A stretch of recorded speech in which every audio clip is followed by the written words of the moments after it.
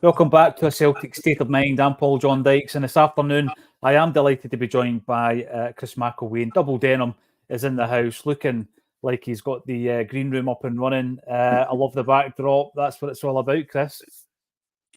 Yeah, it's something I've been wanting to do for a while. It's kind of the home office, and it's been a bit bare since we moved in. And the pictures behind I'd got a while back from a chap on Twitter, actually. I'll give him a little shout out if that's okay. It's a chap called Chris as well. But he's got a company called Concept Canvases. Absolutely brilliant artist. He does, loads of Celtic related stuff as well, some movie stuff and things like that. And actually, I found through him there's a couple of guys on Twitter and on the socials really are incredible artists. And I thought, if I'm doing the room up, I need to get a couple of these. So my wee boy's favourite player is Kyogo, so I had to get a couple for him. And obviously the one just on my shoulder here is my all-time hero. For Celtic in terms of players I was able to watch, and that's the King of Kings, Henrik Larsson. So yeah, I feel like I'm in good. I'm in nice company here now. You're in brilliant company, and every day I dial in at 12:30. I'm also in good company with the Acsom contributors, Chris. And last night, Jerry Taylor, Scott Brown. Brilliant. If you've not seen it yet, go and have a look in the channel. Scott Brown gave Acsom an exclusive interview. Jerry Taylor did the deed, and I've got to say it was brilliant, Chris.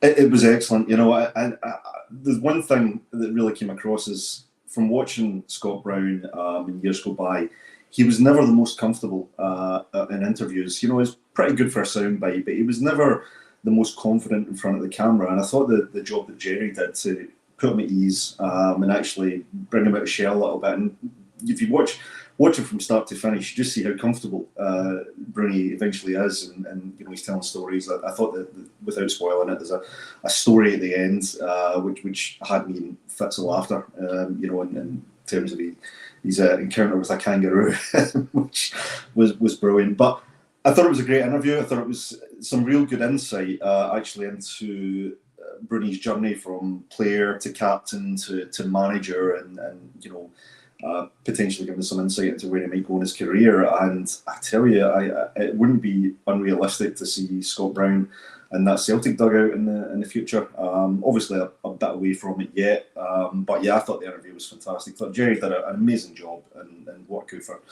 Acsom to get our old captain and they're talking to us exclusively. Fantastic. I know. We will continue to interview anyone with a Celtic state of mind. There's quite a few oldies and a few recent ones on the channel as well, so get subscribing onto a Celtic state of mind. I just felt that Jerry put Scott Brown at ease, and as the interview progressed, Bruni opened up a wee bit, and as Chris says at the end, there is a very special and entertaining story involving a kangaroo, so get onto it on the YouTube channel because it's not to be missed. Well done, Jerry Taylor. Hopefully we'll have a few more coming up. In fact, I know we've already got one lined up, so hopefully in the next couple of weeks you'll see that as well. I'm really keen to get everybody's thoughts on what's going on at Celtic at the moment, because I am the eternal optimist, and I always think that that whole fairy tale element of Celtic that Billy McNeil spoke about, that's great. That's what you're fed on when you're growing up as a Celtic fan. But I'm also a realist, and I'm looking at the situation at the moment, and you're always looking for something to click. And every so often, Chris, we're back on here saying, right, we just need this to happen. But then it kind of reverts back. We always take that step back or sideways, if you want to use it in terms of the style of Celtic's play. Everybody's going to have their opinions on it. And it doesn't matter if you say we can still do it, we can't do it. The best thing to do is to look at what's going on, how it can be resolved, can it be resolved? And I'm referring back actually to Brendan Rodgers in his first tenure. I felt appeared untouchable when he was spoken to in press conferences, in interviews. It was like he had a self-belief in both his ability and the ability of his team to go out there and come up against any challenge, to the point actually that when we came up against some real quality in Europe, Chris, it almost came across as naivety, that self-belief, because it was as if, we'll do what we do and we can live with these teams. And obviously big defeats against some of the elite clubs showed that you do have to be a wee bit more savvy in these scenarios. I think we have seen a different Brendan this time round, but I'm referring back to one of the comments he made in his first spell as Celtic manager about the Holy Trinity. The Holy Trinity, he said, was the players, the fans, and the management. And within that management, you brought in the boardroom, the club, all these people in the top corridor at Celtic Park. And he was a massive part in pulling it all together. If you remember back the situation we were in when he was given the job, the Ronnie Dyler era had not gone as planned, right? I mean, he's got his fans. He's a bit of a cult manager. He won 2 leagues in a row. He did really, really well. He was a bad decision, in inverted commas, away from a treble in his first season, Chris. But we needed somebody to come in, and it wasn't just about their ability as a manager. They had to have that personality. They had to pull everybody together. Rodgers did it first time round, right? 13,000 people went up to Celtic Park to welcome him in the door. It was live streamed on Celtic TV.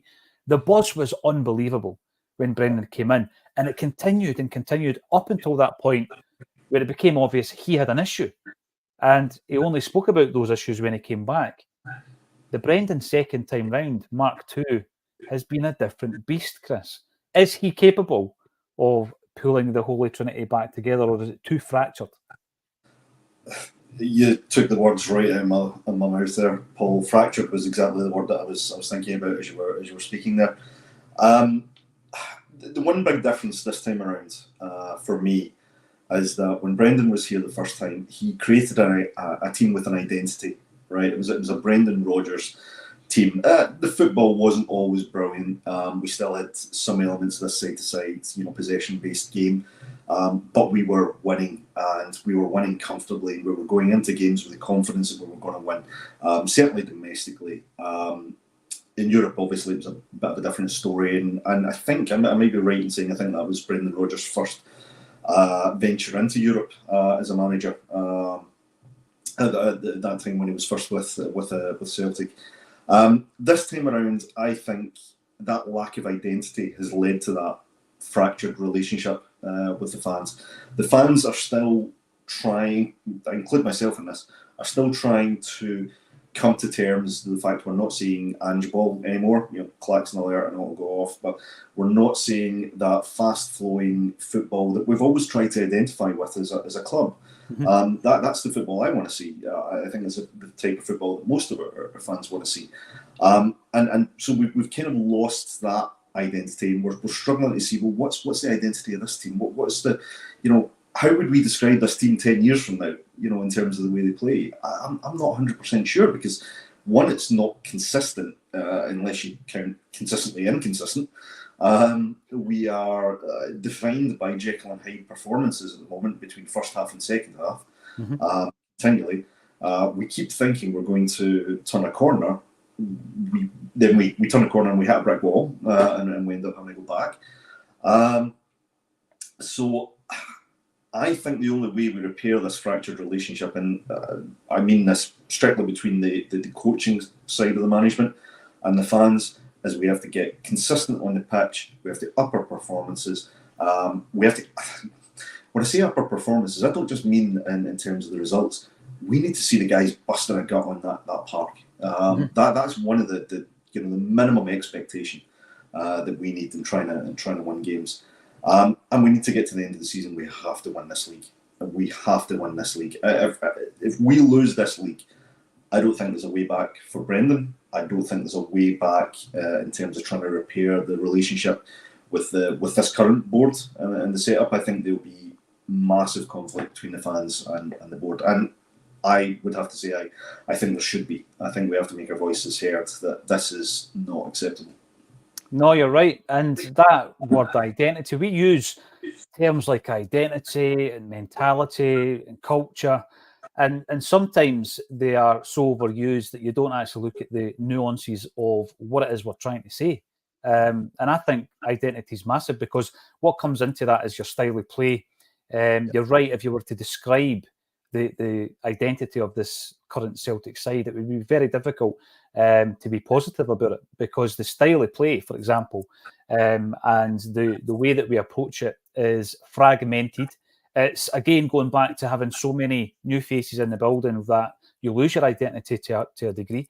And there's been so many examples this season, Chris, where we're at a level where I don't think this should be possible. But, you know, on the field, the relationships on the field, and I'm not talking about whether or not you like the person, but having that chemistry, that dynamism. We speak about partnerships in the past where there was almost a telepathic relationship on the pitch where, you know, passing movements. Listen, we've seen it sometimes this season because I pointed out against Hibs at Easter Road there, not a great performance, not a vintage victory, but the passing movement that led to Kyogo winning the penalty was something that we had seen a couple of times to great effect this season between Matt O'Reilly and Kyogo. And there was that understanding. Basically, they're on the same wavelength. I think that's what I'm trying to get at. And you get a rhythm then, because as soon as you get the ball, there's no second guessing yourself. You're no thinking, you know, if I put it in there, the right winger will be, you know, running into that channel. That isn't there at the moment. And that really concerns me because it's not like a switch that you can flick.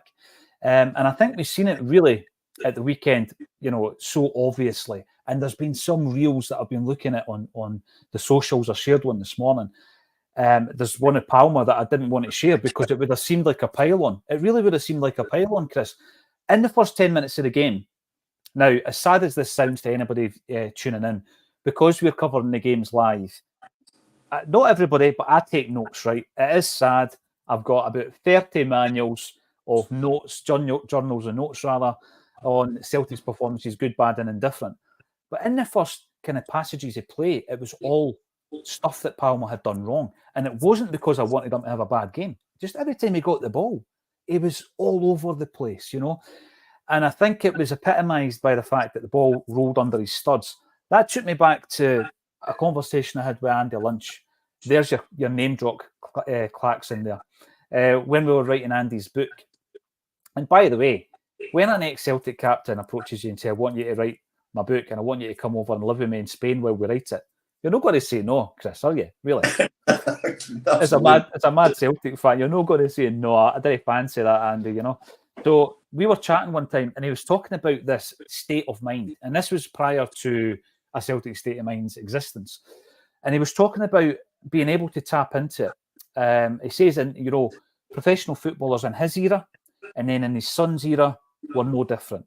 He said it was exactly the same then as it is now. And he spoke about when you tap into it, you feel unstoppable. You don't even have to think about what you're doing as a footballer. And he used his prime example as being the 1977 Scottish Cup final, where he steps up to take the first penalty he'd ever taken for Celtic in a Scottish Cup final against Rangers, right, at nothing each. Andy Lynch takes the ball. And you're in a scenario there where Kenny Dalglish is your penalty taker. Andy Lynch has got the confidence, he's in that frame of mind or that state of mind where it's almost as if he's watching it on the screen. It's going to happen. He's going to score the goal. Doesn't have to second guess himself. I think that comes with confidence. It comes from preparation. It comes from the mentality of knowing what's at stake every single time you cross the white line in a Celtic jersey. And I don't think we've got it. Now, and as a collective, I think there's individuals in the team who have got it. But as a collective, Chris, we are lacking that belief, that mentality, the confidence that comes with being a successful football team. Yeah, there were two things that stood out for me following the game of the weekend that really concerned me and actually got me for once quite angry to hear. The first one came from our manager who said, we nearly got away with it. We nearly got away with it. Celtic against Kilmarnock, we nearly got away with it. I've never heard a Celtic manager say that. We nearly got away with it. And certainly not in a domestic game. I mean that with the greatest of respect to Kilmarnock, who did their job and did it well, and fair play to them. But to hear a manager coming out and say, we nearly got away with it, that's a huge disconnect to what I expect as a Celtic fan. And the second one, which to a degree I think angered me a little bit more, was our captain, Callum McGregor, coming out in an interview. I can't remember the question that prompted it, but he said something along the lines of, there are standards at this club that our players need to be reminded of. Now, I'm sorry, Callum, you're the captain, right? You're the captain. You're the leader on the pitch. You know, after the manager's done his bit, you're the leader on the pitch. you're training with these guys every week. You're in the dressing room with these guys. You're doing everything that you do in terms of your Monday to Friday preparation for a game. And you're still saying players need to be reminded of the standards of this club? I'm sorry, that's not good enough. That's, we talk about us being entitled and being accused of being entitled fans. It's not entitled to expect a player getting paid thousands upon thousands of pounds, more than most of us will ever see in our lifetime. And certainly, there are people out there who deserve that a hell of a lot more than footballers. But players getting paid thousands upon thousands of pounds to play for one of the biggest clubs in world football, and I know I'll get dogs abuse for saying that, but that's my view on Celtic. Celtic is recognised the world over. Okay, we don't play in the best domestic league, fine, we've made our peace with that, but we are a team that should be playing at the top tier of Europe every year to an extent. And you're telling me the guys that are being signed for big money and paid big wages don't know the standard they should be playing at? I'm sorry, that's, and that goes back to that loss of identity. I know we've had players who've not done it and not cut it at this level, but to have that in a first team in a game against Kilmarnock and coming from your captain, I'm sorry, I took real umbrage at that. I'm one of Callum McGregor's biggest fans. I think he's been a magnificent servant to the club. I thought the way Bruni described in one interview with Jerry, which if you haven't seen it, it's worth listening to. I think Callum McGregor is going to go down as a Celtic legend, and rightly so. But come on, Callum. If you are aware that the standards are not being met or not being understood by the players in the team, sort it out, mate. That's your job as captain. Right, but I would go even further than that, because I'm as frustrated as yourself and angry as yourself, Chris. But I think it gets sorted out in game. You know what frustrates the life out of me is after the game, you're telling us this. We had to watch it. We could see it. 10 minutes in, Palmer checked out to such a point he doesn't even trap the ball. Trap the ball. Now, going into that game, we spoke about Palmer. We spoke about the stick that he gets. We keep an eye on the comment section. And by the way, I'm aware that there are a few lurkers in the comment section. Please call them out in case I miss them. And they will be removed swiftly because obviously we're here to talk about Celtic. And if your opening salvo is 12 Union Jack emojis, I don't think you're in here to talk about Celtic. And it'll probably just go downhill even from there. So Palmer, I'm not just getting on to Palmer because we're going to get to the point, Chris, where we're going to talk about Motherwell. We're going to be talking about the games between now. We're doing that thing again where we've got a bank of games. We've got a bank of games to get it right. And we spoke about that before the last Rangers game, right? And we were talking about, right, we're going to have to get this right before the Rangers game. And the first thing that happened is after the Killie game, obviously sandwiched between the Feyenoord victory, which was a dead rubber, Kilmarnock and Hearts beat us. So every week we're going, right, we're going to have to reset it now. And it took a wee while. And then we started to find a wee bit of form. And that form took us through the Rangers game. Bernardo and his performances, I thought, were a big part of that. And then it seems almost as if since the break, we've gone back to that turgid, languid style whereby teams can pick us apart and you're looking for that in-game situation where someone is of an influence to just drag you right out of that situation. I think, listen, someone told me that Palmer picked up a knock. No chance. He was hooked because he was rotten. He was terrible in the first 10 minutes and in the first half. And then basically what then happens is you take him off and you think to yourself, right, we've sorted that problem. But when we're bringing on a winger who's maybe not even at Palmer's level at his best, it's not great. 60 minutes, there's a second blow because Greg Taylor comes off and you're bringing on a player who has not got the same awareness in terms of positional play, the inverted fullback support in the midfield, making sure that you're picking up the correct pockets of space. He doesn't have it. Bernabeu will never have it. He's been in the building long enough. And then we make the change when Ida comes off. So there's 3 moments in that game where we're getting worse progressively. Because although Palmer was pretty poor, is Yang better? Is he better? Is he going to affect the game more positively? Now and again, he drives it. He's man. He instinctively can take on a man. But as I say, 10 minutes into the game, Chris, he didn't want the ball in the centre circle. I'm not going to give that up, by the way. I keep saying it. He didn't want the ball. And when the ball was at his feet, he didn't know what to do with it. Now, see if you are at Celtic and you're in a title fight as we are, and you're in that moment where things aren't going our way, and it became pretty clear in the second half that was happening again. Do something about it in game. There's no use coming out after the game and saying this isn't good enough. We know the standards need to be better. That is just noise to me. You've got to be the player. Now, there are some old school comments probably coming out of my mouth today, because I sometimes think that football can be overcomplicated, right? It really can. It can become overcomplicated. Remember, and I mentioned this season yesterday, Strachan's third season, where we won the title for Tommy. And there's certain moments you think about. You think of the game at Tannadice, of course, and the T-shirts and all that. But if you analyse the season, it was old-fashioned dig and passion that got us through that. And some people mention Robson and Hartley, and understandably so. And I think that right now we need to find that, because that's your prerequisite. Probably at any club, but certainly for a club that is successful like Celtic, that's your prerequisite. You've got to. It's unquestionable, non-negotiable. And see if anybody in that team, and I think there was a few who started at the weekend, don't have that, don't play them until we get through this. And then you can maybe start filtering them in, one by one, once they get up to speed with regards not just to the speed and the fitness of the team, but also up here, the state of mind and what's actually required from a Celtic footballer. Up until that point, play the players who are going to give you the absolute minimum requirement to pull on the jersey, which is drive, spirit, passion, dig. That's it. Yeah, I agree 100%. And that's how you get the fans back on side, right? If you're a player, and you might not, if you're a striker, you might not get the goals. But see if you're running about for 90 minutes and putting a bit of dig in, a bit of determination, and you're trying to bring other players in, and you're really, or if you're a winger, you're bombing up and down the park, and people can see the effort and the commitment is there, and you're driving right through to 90 plus minutes to try and find that goal.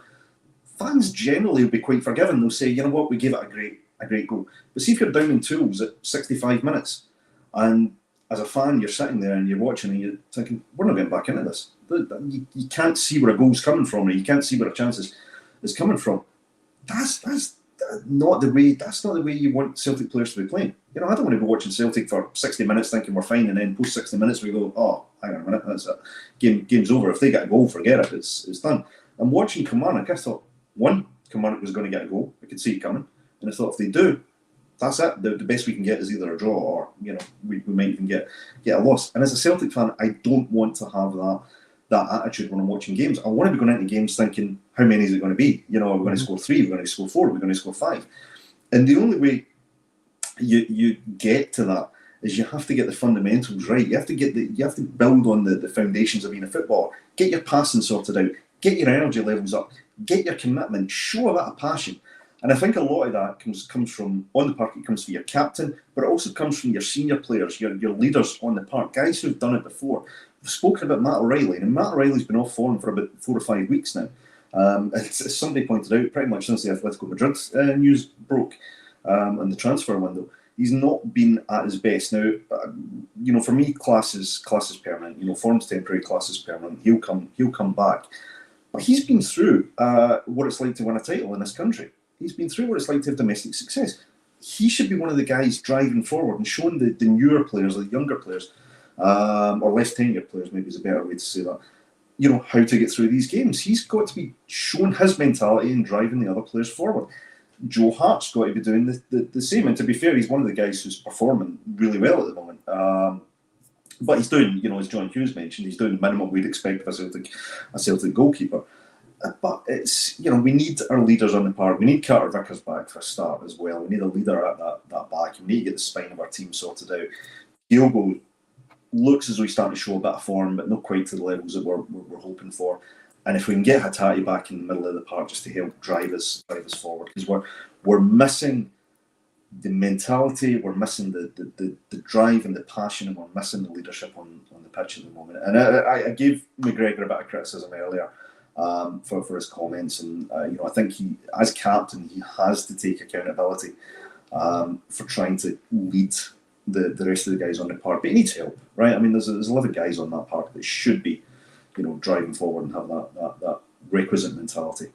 Oh yeah, absolutely bare minimum, Chris. I'm looking forward to hearing your thoughts in the comment section. King, oh, King Willie Stroker. I mean, that's naughty. That's a naughty little name you've got there. Super sticker, £5.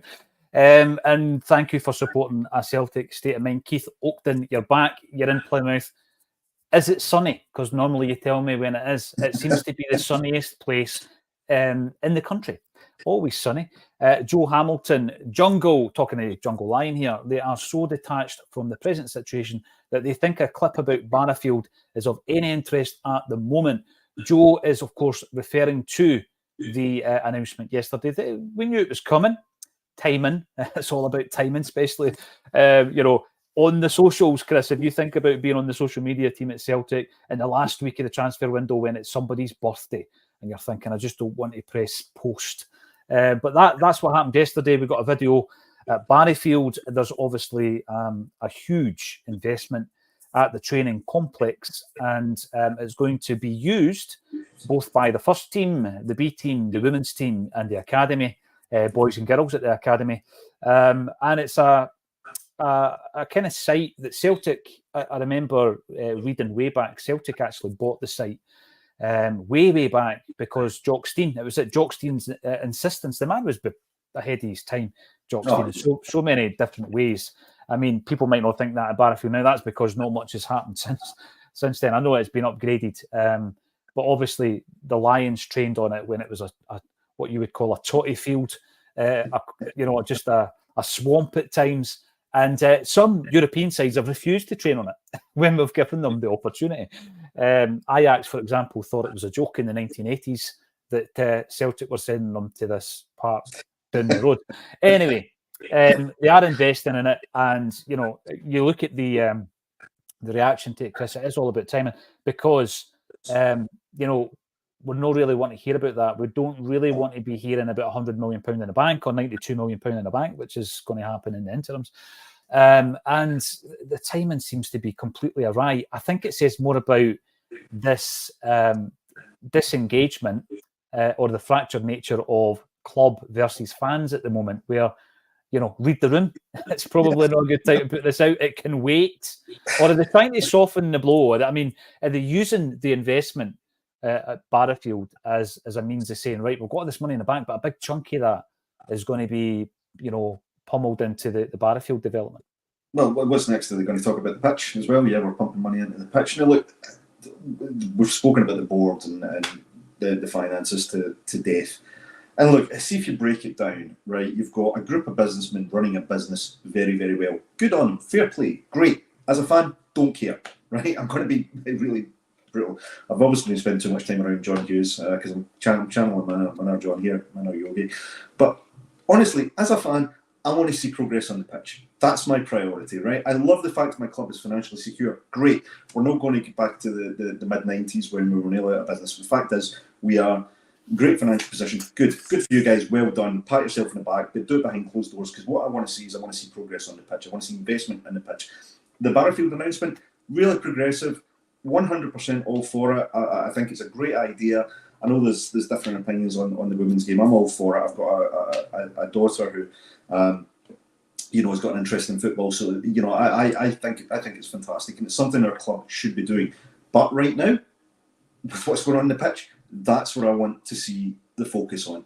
Right? This stuff can happen. I'm pleased it's happening. It should be happening in the background. It should not be used to deflect away from what we are or what we're not seeing in terms of the first team progression, which is we are not investing in trying to win the league this year, which is really important from a financial standpoint. When we talk about, I just mentioned good business sense, spend some money to get this £60 million windfall at the end. Don't prepare for failure. That's insane.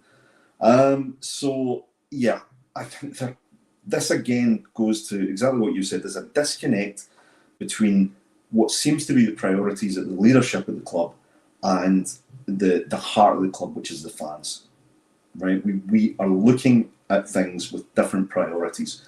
And as a fan, I have to say, I expect our club leadership to recognise, first and foremost, as the highest priority, because we are secure financially, to be, okay, let's progress on the pitch. That's what the 60,000 plus that go every week want to see. And that's what they should be focusing on.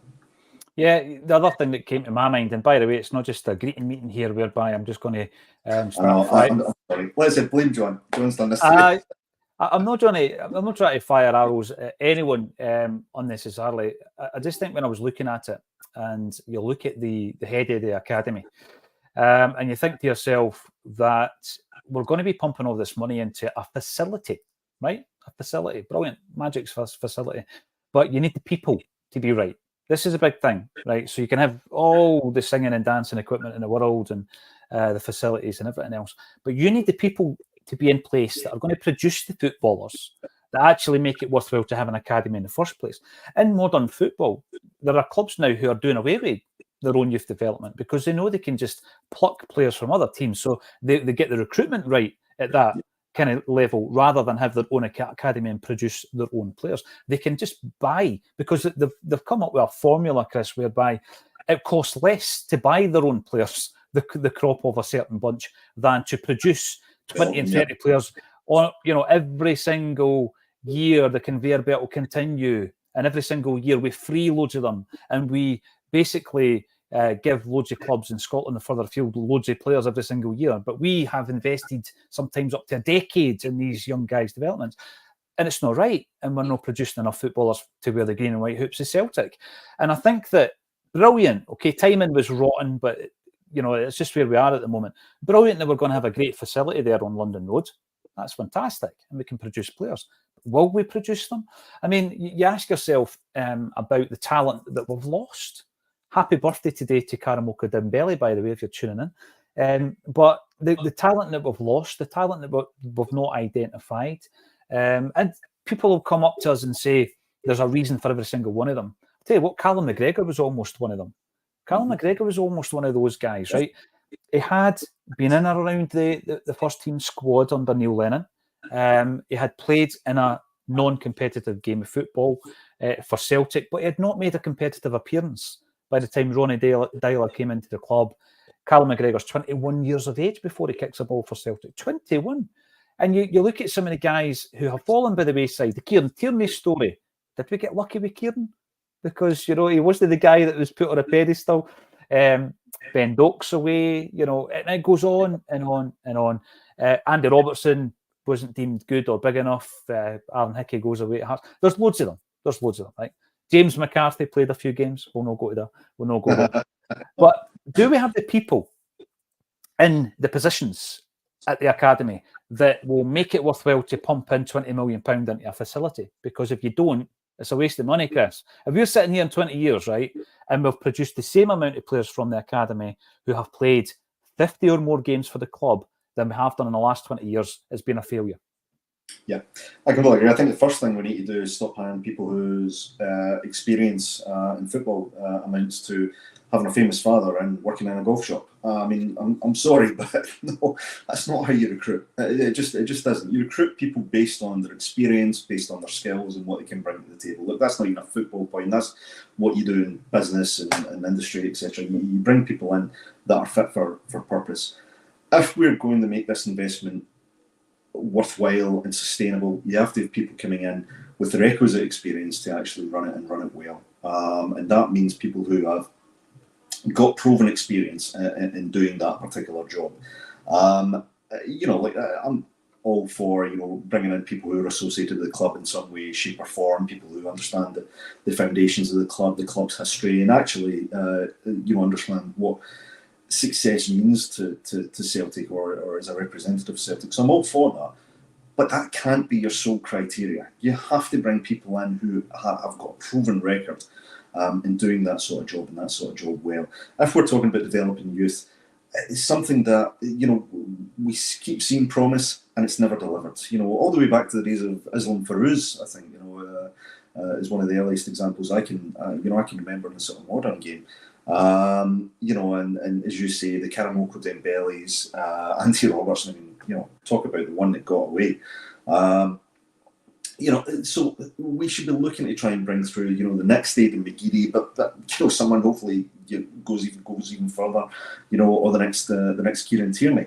And you know, Scotland is producing some really good players at the moment. Look at Lewis Ferguson out in Italy just now. You know, they're doing really, really well. I mean, we can produce good players, but we need the right people to nurture that talent, to identify it first, to nurture it, to make sure we foster it in the right environment, and that they actually, at the kind of senior team level, we need to put ourselves in a position where we can give these guys opportunities.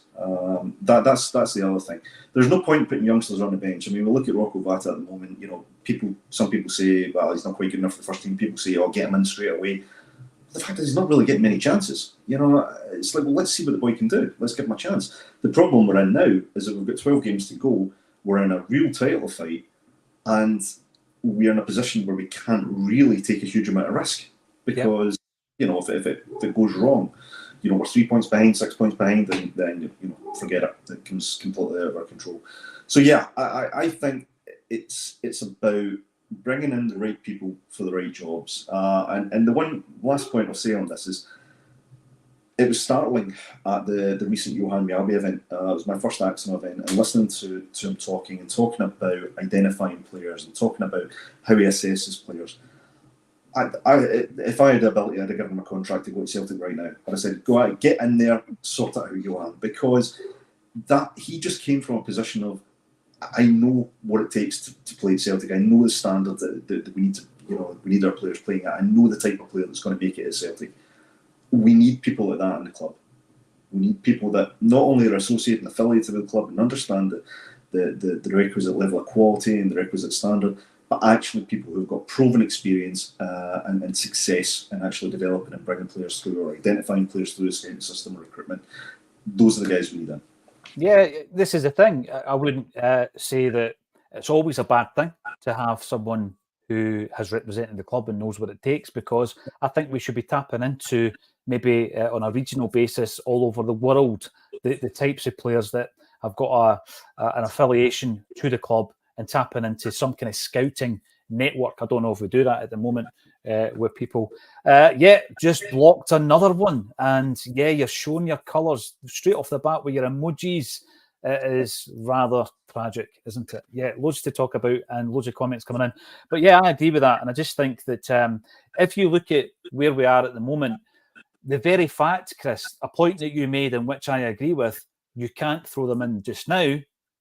That's part of the problem, because you should be able to, with the facilities that we've got, say who's your 3 best players in that class. They are coming in, and we can count on them, and they know the style of football, and they've got the attitude, they've got the mentality. They've been at the club since they were 7 or 8. The very fact that we're not confident to do that, and by the way, it's based on fact, because we've not had enough youngsters coming through, is an issue. I think you need to get the head of recruitment right, the head of your football department right, be that a director of football, and your head of your academy right. And the 3 of them have to be, there's another trinity for you. The 3 of them have to work in unison to ensure that when the football manager needs a player, within the 3 of them, the 3 heads of departments, we will have the player or identify the player. Yeah. And I just think as a big football, by the way, any football club could have that structure. Any football club could have that structure. But a big football club like Celtic, with the success that we've enjoyed, we should have had that in place. The one period of time recently, Chris, where we really let ourselves down with youth development was when we won 9 in a row in the 4 quadruple treble, the quadruple treble. I just think that there were occasions every single season where we should have started to bleed in some of the young guys. You're at home, you're 3-0 up. Right, there should actually be a rule. You're 3-0, there's 3 guys on the bench, bring on 1 or 2 of them. Get them minutes in their legs. By the time they're 19 or 20, they've got bags of experience. And at that point, you ask if they've got the mettle to make it in a big game. So yeah, I don't think we're doing it right. Get the 3-headed department right, and then that is going to benefit in the long term the first team and the manager. By the way, we will talk about Motherwell. We will talk about who should be playing and who should not be playing. On the point of Palmer, I know that in terms of goal creation, goals scored, goals assisted, etc., he's now sitting at 96 minutes. So every 96 minutes, Palmer will be involved in creating a goal. Ordinarily, Chris, that's a fantastic stat. You watch that first 10 minutes of the game at the weekend, and your eye test tells you different. Yeah. Do you know, This was something I was thinking about. I think I used the old cliche that the stats don't lie last time I was on, but I was kind of mentally slapping myself in the face for saying that, because he's a winger at Celtic, playing domestically against teams who are sitting back. What's the minimum expectation of a first-choice winger at Celtic? It's to create chances, it's to create goals. Right? Now, if you only create one goal and get one assist a game, for example, you know, at 96 minutes, actually for Celtic, I don't think that's good enough. I genuinely don't think that's good enough domestically. I'm really sorry, but I don't. Look, he's had some success. He's provided some pretty decent assists. But one a game, particularly the way we're playing at the moment, is no good enough. You know, Kyogo, you give him a couple of chances, he'll score goals. You give him one chance, you've got, what, a 50%, you know, success rate maybe? You know, he'll either hit it, you know, and it'll go straight into the net, or he'll you know, knock it wide, or it'll get blocked. You know, you need to give our striker service. And that is the core part of being a winger. And if you're not providing assists, you have to be providing goals. You know, you have to be doing the kind of old Ronaldo type thing where you cut inside, or you know, doing the McGeady or the Maloney cut inside and launch one into the top corner. Palma's not really doing that at the moment, and his assists, you know, for a team full of players that we've got, and the fact that we're usually on the front foot domestically, we should be getting more assists and more chances created by Palma. So, no, I appreciate his stats on paper don't look that bad, but you're right. The eye test tells me that he's not playing at the level we need him to be. And by the way, I absolutely apply the same lens to Maeda, Kuhn, and Yang. The four wingers that are kind of in and around the first team at the moment. Now, Maeda has got attributes that I love. His work ethic is great.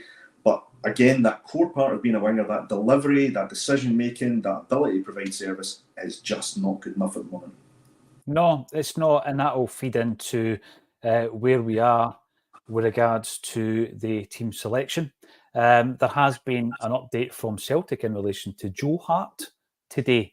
Thankfully, he's still fit, by the way, just for anyone who's not heard the news. But Joe Hart is due to retire at the end of the season. He's going to retire from football. And we've been talking, obviously, about Joe Hart, the future. And I think that it's one of the ones, it all depends, obviously, on the end of this season, because sometimes your final season can actually mask the entirety of your career at Celtic. I think when Joe Hart came in, we were in a situation with regards to the goalkeeper where we were desperate. We were desperate. In that COVID season, we had three goalies who all got game time: Conor Hazard, Scott Bain, and Basilis Barkas. Not one of them good enough for Celtic. By the way, Hazard's doing well. Barkas is doing well. Bain's still sitting on the bench at Celtic. None of them were good enough to be a number one at Celtic. And that's the difference, by the way, Chris, right? And when I do speak to ex-players, they tell me there's always somebody in the squad who made that step up from another Scottish football team, but they just couldn't make that step up to Celtic because of the expectations, the standards. It takes a certain mentality. Joe Hart's retiring at the end of the season. That news has just been broke by Celtic. What's your initial thoughts of that? First of all, I think over time, Joe Hart will be spoken about in the same bracket as Fraser Forster and Artur Boruc. I think a great goalkeeper, not just for Celtic, by the way. He's had an immense career, a career a lot of goalkeepers would try and aspire to. And I think he's been an excellent goalkeeper. He came in, he helped bring us some success. Look, like every goalkeeper, he's had periods where his performance has maybe been questioned. My goalkeeper hasn't had that, right? But I think Joe Hart came in and has done a really good job overall for us. With that said, probably around about the right time to retire. I would have happily kept him for another season personally. You know, unless we can bring someone in of the requisite quality. But the one thing that we got with Joe Hart when we brought him in, and actually, this again is a bit of an indictment against the current recruitment, is when we brought Joe Hart in, we brought pedigree. We brought a guy who'd been there and done it, knew what it was to win. He'd done it at Man City. He's moved around to a couple of different clubs at various degrees of success. But a guy who has got enough experience to know what it takes to win, you know, and can, you know, inspire that improvement in others. So I think, yeah, I would give nothing but credit to Joe Hart, nothing but gratitude for coming along to the club. I think he's been a magnificent servant. And as I say, I think over time, he'll be held up there in the same bracket as guys like Craig Gordon, Arthur Boric, and Fraser Forster in recent times. And I think the one way to look at it is where it would be if we didn't have Joe Hart in the past couple of seasons. If we were relying on a Scott Bain or a Benji Siegrist, doesn't inspire much confidence. So for me, we've been fortunate to have a player of his caliber. And by the way, his final season hasn't been sullied yet. I would make that point out. One thing here, James Daly comes in. Our fans demand we sign quality players. In the next breath, we demand our youth get a chance. So what do we want? Both, James. Both, James. Want both. A club like Celtic needs to be able to produce footballers. Otherwise, what's the point in spending something like £3 million a year on the academy? We need to produce footballers, not just because we've got a tradition of it, just because, at the very highest levels of football, all the top clubs produce their own players. And we've got to do that as well. But when we do delve into the transfer market, we also need to sign quality players. So it's about producing and signing the quality, James, I would suggest. And I think that it's not being greedy to expect both. Chrissy Mon, Joe Hart to retire. Should a coaching job be offered? Should a coaching... Listen, I go back to best in class. He's brilliant in terms of his experience, right? Unbelievable experience. Doesn't make you a coach, though. No, I was going to say, what's the based on what, right? I mean, you look at Scott Brown, right? The interview to highlight again the interview with Jerry with Scott Brown. He's a guy. He's been a player. He's been a captain. He's been a coach. He's now a manager, but he's doing it in the right way. He's progressing up. He's doing it at the right level, stepping up, taking on more responsibility. And one of the things he spoke about, which again, apologies for those who haven't seen the interview, but one of the things he spoke about to Jerry was being around 3 top-class managers that he's still in contact with and learning from, which was Lenny, Strachan, and Brendan. And actually taking responsibility, even as a player, to take on some coaching responsibilities, trying to build up that experience, build up that knowledge you need to become a coach. Being a great player doesn't automatically entitle you to be a great coach. I mean, remember Frank Sauzet at Hibs? Brilliant player, wonderful player. Yep. Dreadful manager at the time when he took on the job. Being a great manager doesn't make you a great coach. It simply doesn't. There's more required. Some people have the attributes. I think, when you look at someone like Scott Brown, he was a leader on the pitch. He did. You could sort of see the coach in him by watching him play and watching how he moved on the pitch. But even he himself has admitted, I've made mistakes. I'm still making mistakes. I'm trying to, get better and improve what I'm doing. Joe Hart, great goalkeeper. But I never think we should reward, performances by saying, "Yeah, here's a job for life. Here you go, Joe. Here's the keys to the training grounds. Off you go. You're qualified to be a coach." No, sorry, it needs to be earned. Bring people in who can do the job and have got proven experience to do the job. I think the discussion we had in relation to bringing in the right people for the job, I would be contradicting myself if I said I give Joe a job because it's basically because he's been a great player. He's got bags of experience at the highest level. Give him a job. A coach is completely different. Look at our goalkeeper coach, Stevie Woods. He wasn't a phenomenal goalkeeper. I mean, he was a professional. He had a long career. But look at the goalkeepers he's worked with, from Fraser Forster to Arthur Boric and Craig Gordon. Some phenomenal goalkeepers he's worked with. And Joe Hart, he could add that onto his list as well. And Stevie Woods is part of that process. Of identifying goalies as well. I mean, that was spoken about because the only time it was mentioned was when we were talking about Barkas. It was like Stevie Woods as well. He's part of no. Stevie Woods has been part of that process for a long time and has overseen a lot of success. So yeah, I think Woodsy is very highly rated. I always remember Fraser Forster during his first loan period where he was basically a rookie coming up from Newcastle, and at half time Woods would be on the pitch firing in crosses. By the way, crossed the ball better than Maeda and Palmer put together. Firing in crosses. And Big Foster was obviously practicing. And then the kicking. Foster was not a great kicker of the ball, if you remember rightly, in his early days at Celtic. And he would train him and train 15 minutes every single home game you seem good to doing that. And I think he's really, really highly regarded as a goalkeeper coach. I'm keen to bring in some of your comments, but also picking up on some of the points that have already been made from Chris Islam Farouz, as a footballer who's 28 years of age, and he has obviously not progressed the way you would have expected. He had a loan spell from Chelsea to Mouscron, Hibs, Swindon Town, Crete and Blackpool. Didn't make an impression at any of them, was eventually freed by Chelsea, retired from the game, and then bizarrely, don't know if you were aware of this, popped up in the Serbian Premier League this season with a club called Redniki Ni. So there you go. He's been freed from them as well, though, and is currently without a club. So, yeah, when you're lauded at a young age, doesn't always mean that you're going to make it. We're looking at the running. Joe Hart, by the way, is in line to make his 700th career appearance before the end of the season for Celtic, which would be astronomical, really. Unbelievable. But, yeah, great goalie over 3 seasons, and hopefully the last act of him as a Celtic goalie will be to lift the Scottish Cup aloft and complete the double. Listen, I'm an optimist, right? CJ7, Joe Hart has been great for us. Hope he stays in a coaching role. And Craig A, Joe Hart's retirement will probably be spoiled by his last season. A shame his legacy will be judged by this. He has done us well. Neil Lennon's legacy tarnished by the COVID season. You know, it does happen. It absolutely does happen. Scott Brown as well, actually. Yeah, he spoke about it yesterday, didn't he? Scott Brown. CJ Hart has been, in case you hadn't noticed, we did an interview yesterday with Scott Brown. And I say we, it was Jerry. Hart has been excellent recently. He'll be remembered fondly by the Celtic fans. Now, we're talking about having an opinion, and by the way, having that opinion even when things are going well, which they have been going well. And, you know, you look at the period of time where signings seem to be doing well, and we're bringing in players like the fella over your left shoulder there, Kyogo, and some of his countrymen, and everything was fine and rosy.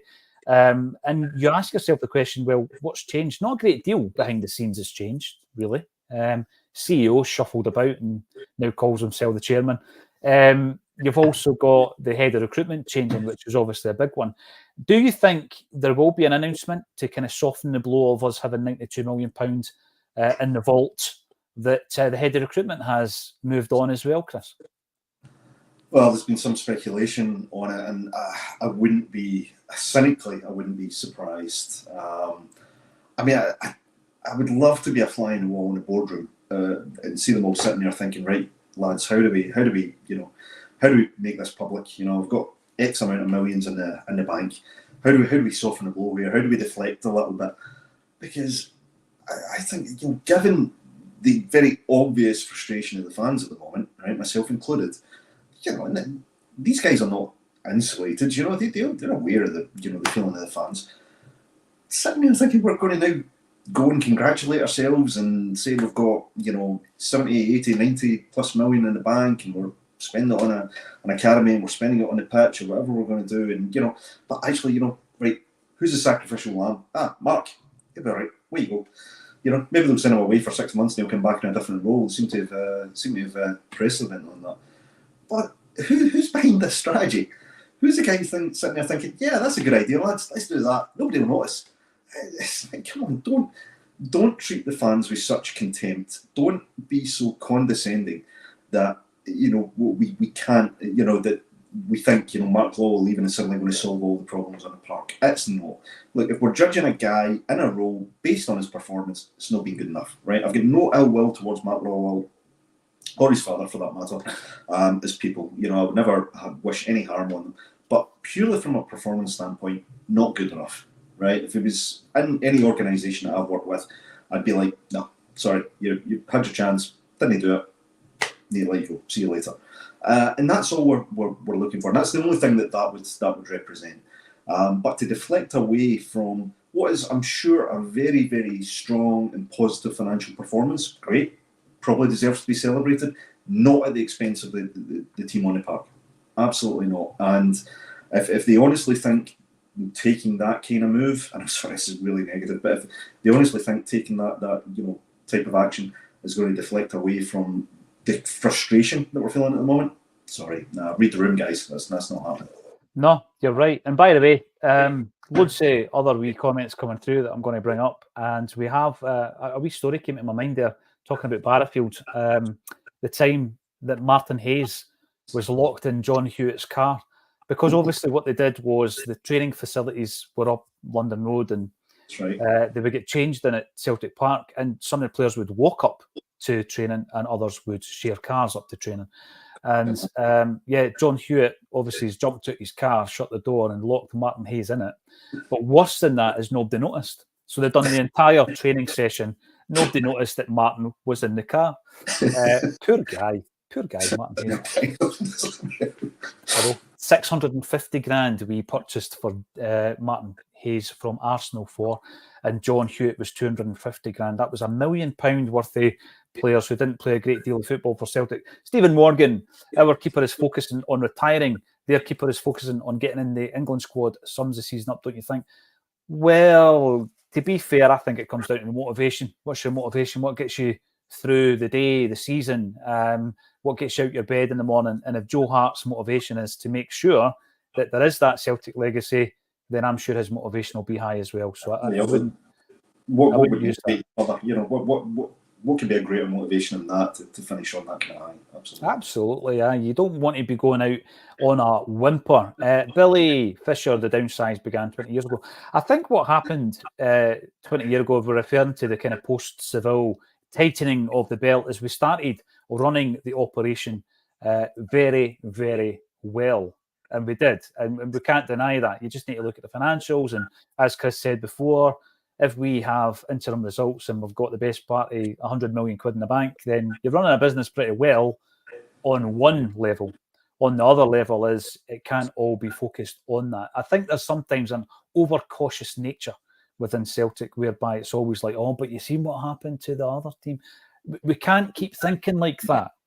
And by the way, I do think it exists, Chris. I think that sometimes you've got to be able to push the envelope. And every time somebody wants to push the envelope, they end up leaving because their ambition isn't the same as the club's. And it's not about just going out and buying 10, 12 million pound players all the time. It's about being able to bring in quality. And sometimes if that quality costs you a few quid, you know what, run with a smaller squad. There's no way that we need 30 odd players because virtually none of them are actually playing. Brendan Rodgers is going to the tried and tested. And I think I'm going to stand up for Matt O'Reilly here, right? And Callum McGregor to a degree. I think that's one of the reasons. I think the guys are running on empty because we've constantly ground them. Every time they're fit to play, they play. Every minute. There was a couple of times earlier in the season where Brendan took off Callum 20 minutes before the end of the game for no reason other than to give him a rest. You know, it wasn't like he was playing bad. And I'm going to say that that's the reason why these guys are probably running on empty at the moment. We've got a massive squad and we're using a very, very small core of players, Chris. Yeah, I completely agree. I think that's been a problem for Callum over the past couple of seasons. I don't think there's any player that's played as many sequential games as him, I think, in Britain, to be honest. Certainly the top level leagues. So yeah, there's definitely that possibility. There's been games where I've been watching and been thinking, you know, Matt O'Reilly, for example, is not on it, you know, we should take him off. But as I'm saying that, I'm like, but for who? You know, who are we going to bring on that actually plays at close to that level or has got the capability of playing close to that level? And actually, you know, I struggle a little bit. The player I think can make the step up, and it's been spoken about a lot. And listen, you know, it could end up biting us in the backside because he might come on and have a terrible game if he gets a chance. But Tomoki Iwata seems to be the kind of people's choice for coming in and you know, maybe giving a bit of relief to McGregor or allowing McGregor to play maybe a less intensive defensive role. I'd quite like to see that against Motherwell. I'd like to see him get his opportunity. I know he's had injury issues, but if he's fit and well, you know, at least we've seen what he can do to an extent. You know, not sustained, but we've seen him in sporadic appearances what he can do, and he looks decent enough. He looks as though he could play to a similar level. So, you know, if we're going to take any sort of risk, maybe that's the easiest one to take. But yeah, I think it's again an indictment of our poor recruitment, our poor long-term planning, and yeah, just a poor duty of care to our players, like McGregor, that nobody will have a higher expectation on his performance than him himself. But as captain, the scrutiny is right on you. And it's not just on you for your performance, but also for the guys around that you're supposed to be driving forward, as we've said. And if you're running on empty, how the hell are you supposed to do that? So, we've criticised our players, but, maybe we need to protect our players a little bit more as well. I'm trying not to contradict myself, but that's, I think that's important. That was my point today. I think I made it on the socials regarding Kuhn. He's not even played 200 minutes of football, 150 minutes of football, and people are making a snap judgment on him. Listen, I get it. There's frustrations at the moment. We're not playing well. We're not getting the wins that we need to be getting against the likes of Kilmarnock at home. We're in a title fight. It's not been a great season. And then the 2 January signings get lumped in with the whole frustration of that, I think, at times. Listen, he might be rotten. But I think that, when he comes in, and there has been my concern, I think, is there have been 3 occasions in his career where he's been at a big club, or a successful club, or a rich club. Leipzig, Ajax, Bayern Munich, and he didn't make the breakthrough at either of those clubs. Now, had he done so, we wouldn't be anywhere near him. We know that. We know where we are in the food chain. But there's sometimes something holds a player back, and it can go right back to that mentality. We spoke about William Carrigan, Idiguchi. Idiguchi's had a few chances now in Europe, and he's not been able to make the step up. So that's my one concern about Kuhn. Can he make that step up? Because I'll tell you, if you come to Celtic, you need to be able to play in front of 60,000 fans. It should be one of the reasons you're coming here. It should be one of the reasons you're coming here, Chris.